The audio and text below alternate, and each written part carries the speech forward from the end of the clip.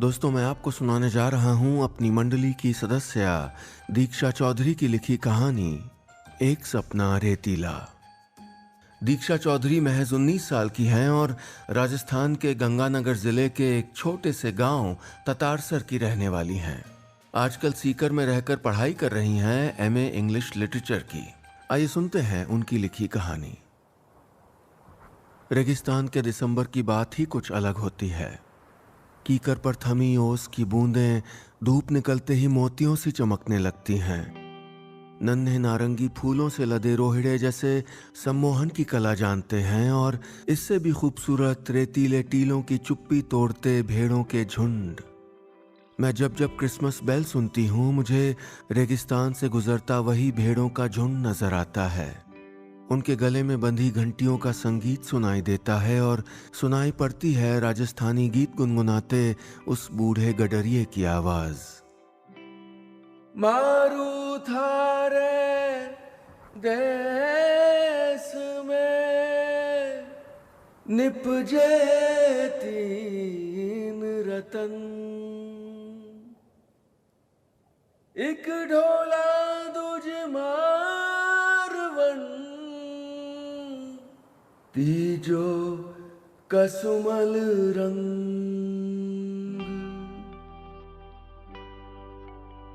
Sir पर बंधा लहरिये वाला साफा, मैली कुचैली धोती, कंधे पर लटकती लाठी में बंधा कलेवा जिसे वो गडरिया भूख लगने पर किसी पेड़ से टेक लगाकर खा लेता है, काचर की चटनी या केर के अचार के साथ सूखी रोटियां। मैं अक्सर उन गडरियों के बारे में सोचती हूँ। क्या उन्हें पता होगा कि दुनिया के एक कोने में उनकी ही उम्र का एक आदमी सैंटा के नाम से जाना जाता है? फर्क इतना है कि वो साफा नहीं, लाल टोपी पहनता है। उसके कंधे पर सूखी रोटियों वाली पोटली नहीं, तोहफों वाला झोला लटकता है और वो राजस्थानी गीत के बजाय जिंगल बेल गुनगुनाता है। थिएटर तालियों की आवाज से गूंजा तो मैं अपने ख्यालों से बाहर आई। एक्सीलेंट प्ले मीनू, बहुत बहुत अच्छा नाटक लिखा है तुमने। मेरे तमाम कलीग्स मुझे बधाई दे रहे थे। आज मेरे लिखे पहले नाटक की फाइनल रिहर्सल थी। मैंने अपना फोन निकाला और माँ का नंबर डायल कर दिया। अपनी यह खुशी मैं सबसे पहले उनसे ही बांटना चाहती थी। उन्हीं की वजह से तो ये आ पाई थी मेरे हिस्से में। अगर माँ ने मेरे सपनों की लड़ाई ना लड़ी होती तो मैं यहाँ तक पहुंच ही नहीं पाती। अपने गांव की बाकी लड़कियों की तरह स्कूल खत्म होते ही मुझे भी घर बिठा दिया जाता या शायद शादी। हेलो माँ। हाँ मीनू, हो गया नाटक? किसो को हो? माँ ने मेरी आवाज सुनते ही पूछा। कितनी उतावली थी वो जानने को। बहुत बहुत अच्छा माँ, सबको बहुत पसंद आया, मैंने चहकते हुए कहा। मन तो पतो ही हो, तू यहीं डर रही। माँ का ये भरोसा ही मेरी सबसे बड़ी ताकत था। मैं बता नहीं सकती मैं कितनी खुश थी आज। अपने सपने को हकीकत होते देखने से सुखद शायद ही कुछ और होता होगा। माँ मेरे प्ले के बारे में और बातें पूछ रही थीं।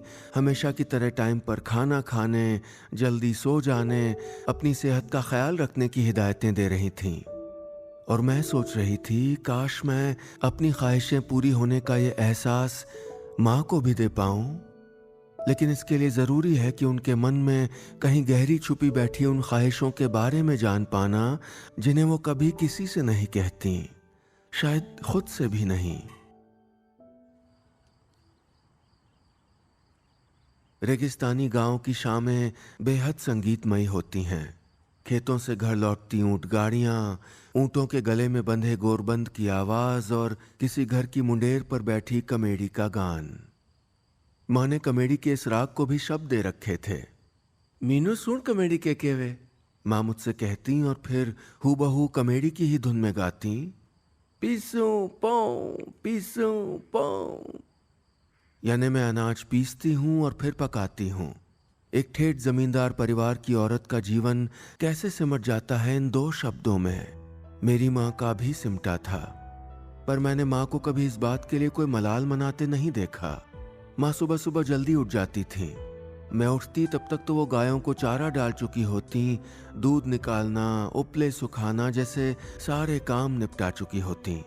और इन सारे कामों के दौरान उनके साथी होते वो मोर जो हर सुबह हमारे आंगन में, छत पर या उपले जोड़कर बनाए बटोड़े के पास आते थे। मैंने माँ को अक्सर उन मोरों से बातें करते सुना था। वो दोस्त थे उनके, पक्के दोस्त। मैं थिएटर से लौटकर पैकिंग कर रही थी। कल मुझे गांव जाना था। बैग में सामान जमाते जमाते जाने क्यों मैं माँ के बारे में ये सारी बातें सोच रही थी कि कैसे वो छोटी छोटी बातों में इतनी खुशी ढूंढ लेती हैं। माँ कभी घर से निकलती नहीं थी। वो न कभी मेरे स्कूल आई थी न कॉलेज। गांव के स्कूल में जब भी कोई काम पड़ता तो सबकी तरह मेरे भी पापा ही आते। और मैं जब कॉलेज के लिए पहली बार गांव से जयपुर आई तभी मुझे छोड़ने पापा ही आए थे। किशोर के तरह कॉलेज बहुत मोटो होसी नहीं, बट छोरा छोरियां सागे पढ़ा। माँ के पास छोटे छोटे न जाने कितने सवाल थे और आंखों में सब जान लेने की गहरी इच्छा। माँ आप खुद चल के क्यों नहीं देख लेती? एक बार भी नहीं आई आप? मैंने पूछा तो माँ चुप हो गई थी। पहली बार उनके चेहरे पर उदासी देखी थी मैंने। माँ पापा के लिए खेत में भात लेकर जाती थी। जल्दी से घर का काम निपटा कर तैयार होती। नई ओढ़नी ओढ़ती, आंखों में काजल लगाती, बालों में परांदा और माथे पर सुंदर सा बोरला। कितनी सुंदर लगती थी माँ, किसी नन्ही गुड़िया जैसी। मिस्री को बाग लगा दे रसिया, नीम की बोली माने खारी लागे। माँ धीमे धीमे गुनगुनाती और सर पर भात उठाकर चल पड़ती। मैं अक्सर सोचती कि वो खेत जाने के लिए इतना सजती क्यों हैं, इतनी खुश क्यों होती हैं। लेकिन अब इन सवालों के जवाब समझ आने लगे थे मुझे। जब से मैंने खुद आज़ादी चखी, उनकी कैद समझने लगी थी।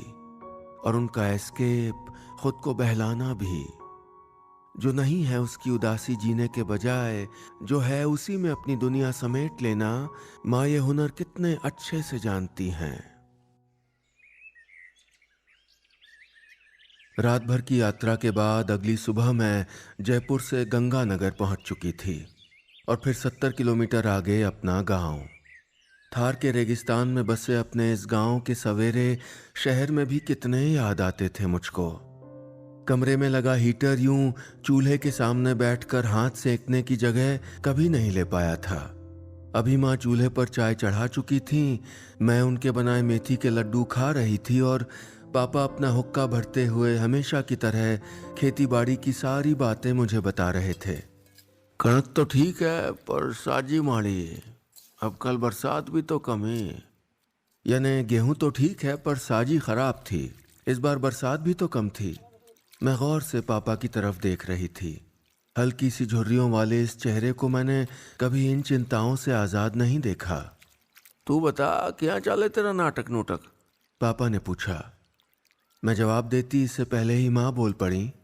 अभी कोई पूछने की बात है क्या? अपनी मीनू कोई काम में पीछे रही है? मैं और पापा दोनों हंस दिए। सब बढ़िया चल रहा पापा। और पता है क्रिसमस के दिन हमारी वही प्ले बैंगलोर में भी है, पूरा ग्रुप जा रहा है, मैं भी जाऊंगी। मैंने कहा तो पापा बोले, आ तो बहुत अच्छी बात है। पापा की आवाज में मैं अपने लिए गर्व महसूस कर रही थी। लेकिन माँ चूल्हे पर उबलती चाय को मिरिये से पलटते हुए कुछ सोच रही थीं। फिर बोली, बेंगलोर बहुत दूर है? हाँ माँ बहुत दूर। फिर तो किया जासी? अरे माँ फ्लाइट से, हवाई जहाज से। हाँ सच्ची? माँ अपनी ठुड्डी पर हाथ लगाए हैरानी से मुझे देख रही थीं। तभी चाय उफनकर चूल्हे में गिरी। छम की आवाज से माँ का ध्यान उधर गया। उन्होंने अपने पल्लू से पकड़कर चाय वाली देगची चूल्हे से उठा ली। अरे माँ ध्यान से, कहते हुए मैंने कोने में रखी मिट्टी की सुराही उनकी तरफ सरका दी। देगची रखकर माँ सबके लिए कटोरियों में चाय छान रही थीं। अच्छा तेरो नाटक देखण किताक लोग आया? तेरो नाम बोलियो स्टेज पर? नाटक में वो लाल टोपी वालो आदमी भी हो? यानी अच्छा तेरा नाटक देखने कितने लोग आए थे? तेरा नाम बोला था स्टेज पर? नाटक में वो लाल टोपी वाला आदमी भी था? हाँ माँ, उसे सैंटा कहते हैं, मैंने माँ को समझाते हुए कहा। माँ फिर से मेरी दुनिया के बारे में ढेर सारे सवाल पूछने लगी थी। मैं माँ की दुनिया के बारे में सोच रही थी। क्या बस इतनी सी ही थी वो, या उसे तलाशा जाना बाकी था? कितना अच्छा हो अगर कोई सैंटा उनके लिए भी क्रिसमस गिफ्ट लेकर आए और छुपा जाए किसी जगह जहां वो अपना इतना वक्त बिता देती हैं। शायद चूल्हे में आग जलाने के लिए जमा की लकड़ियों के बीच, शायद घंटों की मेहनत से बनाए गोबर के उपलों तले, या शायद दूर तक पसरे रेगिस्तान के किसी कोने में जहां वो डूबता हुआ सूरज अक्सर देर तक देखा करती हैं। आज खेत में पानी की बारी थी। माँ शाम की चाय पहुंचाने खेत गईं तो मैं भी उनके साथ ही चल पड़ी। हम एक रेतीली पगडंडी पर चल रहे थे जिसके किनारे कहीं कैक्टस उगे थे तो कहीं नन्हे पीले फूल जो सूरजमुखी जैसे दिखते हैं।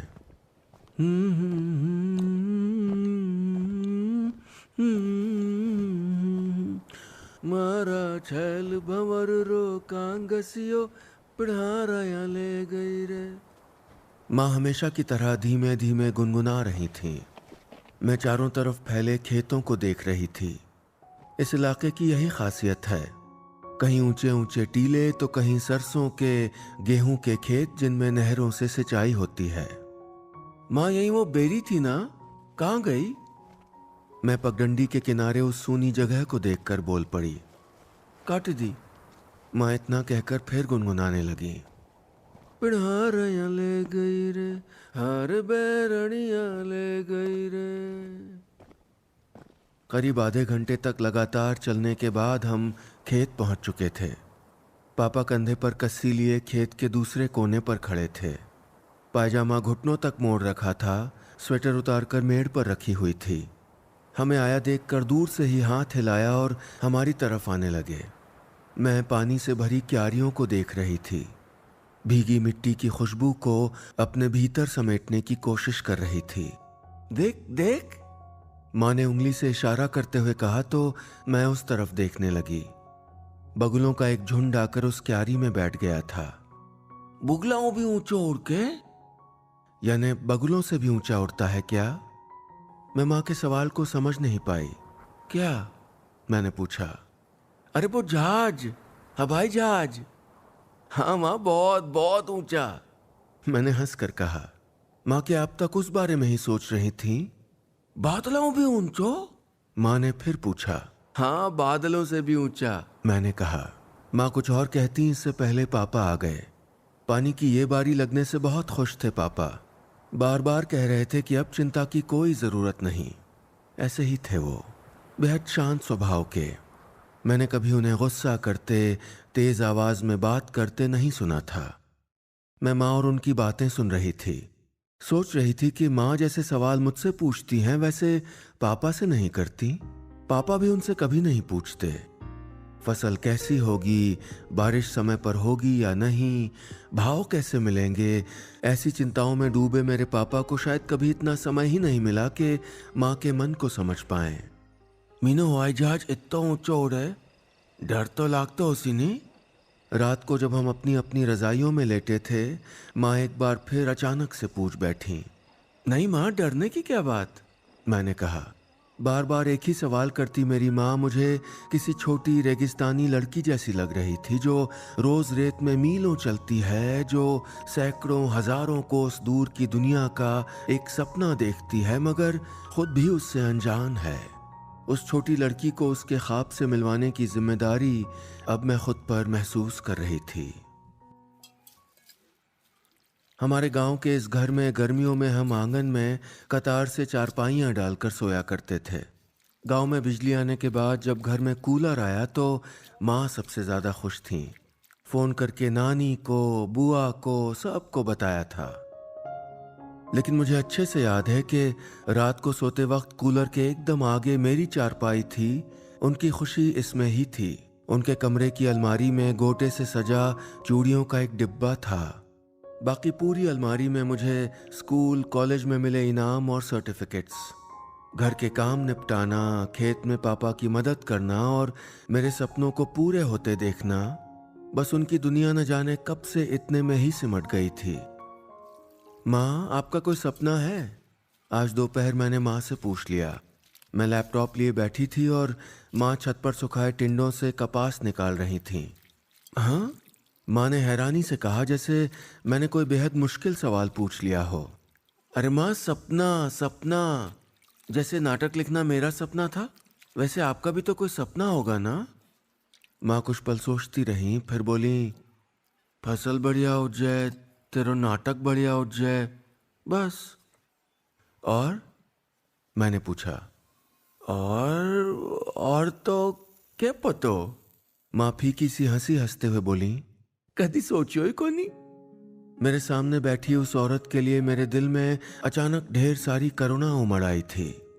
कितनी मासूम मगर कितनी लाचार थी वो। उसे अपने सपने तक मालूम नहीं थे। फसल अच्छी हो जाए, बरसात समय पर हो जाए, मेरी जिंदगी में सब अच्छा रहे, इसके अलावा कोई जवाब नहीं था उसके पास। पर इन सब में वो कहाँ थी? मैं उसे कसकर सीने से लगा लेना चाहती थी, उसकी मासूमियत का माथा चूम लेना चाहती थी। मैं उससे माफी मांगना चाहती थी, माफी कि मेरे लिए, मेरे सपनों के लिए लड़ने वाली अपनी माँ के लिए मैं कभी कुछ नहीं कर पाई। शायद मैंने कभी कुछ करने का सोचा भी नहीं। अगले दिन मुझे वापस जयपुर के लिए निकलना था। मैं रात को पैकिंग में लगी थी। अंगीठी पर पांव सेकती माँ और हुक्का पीते पापा घर पूरा करने के बारे में बता रहे थे। 2 साल पहले ही पापा ने पक्के कमरे बनवाए थे। बारामदा बनना, गोबर से लीपे जाने वाले आंगन का पक्का होना अभी बाकी था। इस बार चने के अच्छे भाव मिले थे और अब मैं भी अपने पैरों पर खड़ी हो गई थी, सो पापा कुछ पैसे जोड़कर फिर से काम शुरू करवा देना चाहते थे। मैनू फोटो जरूर खींची जहाज में बैठ गए, और खान पीने को ध्यान रखी। यानी मीनू फोटो जरूर खींचना जहाज में बैठकर, और खाने पीने का ध्यान रखना। माँ पापा की बात के बीच में ही मुझसे कहने लगी। हाँ माँ, आप चिंता मत करो, मैंने कहा। फिर जरा रुक कर बोली, माँ आप मेरे साथ चलोगी बैंगलोर फ्लाइट में? मैं उन्हें अपने साथ ले जाने का मन तो बना चुकी थी, लेकिन पापा को, यहां तक कि खुद उन्हें राजी करना अभी बाकी था। जरूरी नहीं कि हर ख्वाब के अधूरा छूट जाने की वजह खराब हालात हों। कुछ सपने सिर्फ इसलिए पूरे नहीं हो पाते क्योंकि उन पर किसी का ध्यान ही नहीं जाता, कभी कभी खुद हमारा भी नहीं। माँ की प्लेन में बैठने की ख्वाहिश भी वैसी ही तो थी। गांव के ऊपर से जब भी कोई प्लेन गुजरता, वो दौड़कर उसे देखा करती थीं। बचपन से मुझे भी दिखाती आई थीं, लेकिन शायद खुद उसमें बैठने की कल्पना नहीं की थी उन्होंने। रेत में धीमी चाल से चलती, लाल रंग ओढ़े बूढ़ी माई से साग सब्जी की बातें कर लेने वाली, कुएं से मीठे पानी का मटका लाते वक्त सालों से एक ही गीत गुनगुनाने वाली मेरी माँ की कल्पना शक्ति पहुंच ही नहीं पाई होगी वहां तक। लेकिन इस दबी सी इच्छा का जुगनू मैंने देखा था उनकी आंखों में, और मैं उसे यूं ही बुझने नहीं देना चाहती थी। माँ बहुत मजा आएगा, मैं चाहती हूँ आप मेरा प्ले देखो। पापा आप भी कुछ बोलो ना, ले जाओ मैं माँ को अपने साथ। मैं कभी माँ से मनुहार करती तो कभी पापा से। अरे मैं क्या करती हूँ तेरे साथ, और काम? यानी अरे मैं क्या करूंगी तेरे साथ, और काम? माँ बार बार यही कह रही थीं। पापा एकदम चुप थे, लेकिन कुछ देर बाद बोले, काम की चिंता छोड़, तू सामान बांध। पापा के इतना कहने की देर थी कि माँ और मैं दोनों खुशी से चहक उठे। माँ तुरंत रजाई से निकली और सामान बांधने लगी। अपनी सारी नई पोशाकें, सारी ओढ़नियां अलमारी से निकाल कर रख दी। किसे रखूं, आ या आ? यानी कौन सी रखूं, ये या ये? माँ बारी बारी से एक एक पोशाक खुद से लगाकर देखती और मुझसे पूछती। जैसे तैसे कपड़ों की पैकिंग निपटी तो वो पापड़, मेथी के लड्डू, मूंगफली, खाने पीने का और भी न जाने क्या क्या सामान रखने लगी। जहाज में भूख लग गई तो? अरे माँ, फ्लाइट में सब मिलता है, मैं कह रही थी, लेकिन माँ मेरी एक भी सुनने के मूड में नहीं थी। अगली सुबह हम जयपुर के लिए रवाना हो गए। माँ ने नानी, मौसी, बुआ सबको फोन कर कर के ये बात बता दी कि 2 दिन बाद वो हवाई जहाज में बैठने वाली हैं। जयपुर पहुंचकर मेरे थिएटर के दोस्तों से मिलकर भी वो बहुत खुश हुईं। वो क्रिसमस का दिन था। हम एयरपोर्ट पहुंच चुके थे। माँ तो जैसे खुशी से बौखला ही गई थीं। हर चीज को बच्चों की तरह देख रही थीं। आंखों में ढेर सारी उत्सुकता, ढेर सारी चमक। पूरे 2 घंटे बाद हम फ्लाइट में बैठे थे। विंडो सीट पर बैठी माँ फटी आंखों से बादलों को देख रही थीं। मैं कभी उन्हें देखती, कभी सेंटा की लाल सफेद टोपी पहने एयर होस्टेस को। हमें ऐसा क्यों लगता है कि कोई बूढ़ा आदमी जो बच्चों की ख्वाहिशें पूरी करता है वही सेंटा है? क्या बड़ों की कोई ख्वाहिशें नहीं होती? और उनका सेंटा? हम बच्चे क्यों नहीं बन सकते उनका सेंटा? मीनू देख, अपा कितना ऊपर आ गया। बादल देख, बादल। माँ खिड़की से बाहर नजरें जमाए बोलती जा रही थीं। कभी पूछती कि यहां से अपना गांव दिख सकता है, तो कभी दोहराने लगती कि गांव से तो जहाज दिखता है। मैरी क्रिसमस माँ। उनकी बातें सुनते हुए मैं हौले से बुदबुदाई। मुझे लगा इस पल मैं सेंटा बन चुकी थी, एक रेगिस्तानी औरत की मुट्ठी से सरकते रेतीले सपने पूरे करने वाला सेंटा। बस इतनी सी थी ये कहानी।